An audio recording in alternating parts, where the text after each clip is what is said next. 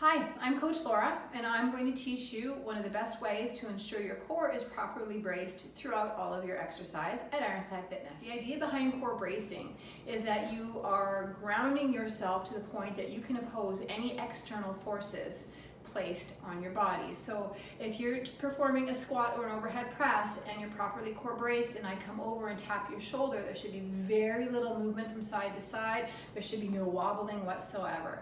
So the best way to achieve core bracing that I like to use is to imagine I've just taken a small hit to the stomach, all right? That creates tension through my core from top to bottom, from left to right. My belly button is pulled in tight to the spine, and the distance between the ribs and the hips comes a little bit closer together than if I'm just standing here normally, letting my belly kind of be free. So I've just taken that hit to the stomach, and I'm going to take stock of where my hips are, the top of my hip girdle, and where the bottom of my rib cage is.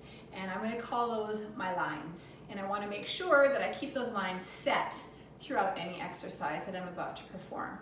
That will help you keep the core bracing front of mind. But we're going to back it up a little bit, just a little bit. Before we take that hit to the stomach, I want you to practice setting your shoulders. And that means you're going to pull the shoulders up, press them back to the wall behind you, and then set them down. Your neck is staying nice and long. You've got some pec engagement, and you've certainly got back engagement.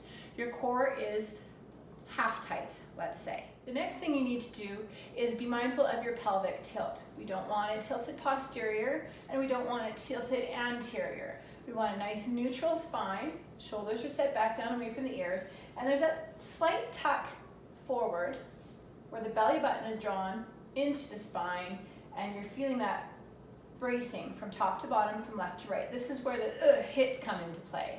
Everything kind of comes together and you've set your lines. So you can see my back is nice and neutral, shoulders are back down away from the ears, the chest is slightly stacked forward over the balls of my feet. There's a slight bend to my knees, and the hips are tucked.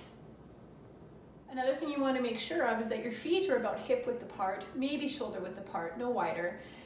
You're going to place most of your body weight between the ball of the foot, midfoot to heel. The toes are going to stay light, but your foot is still flat.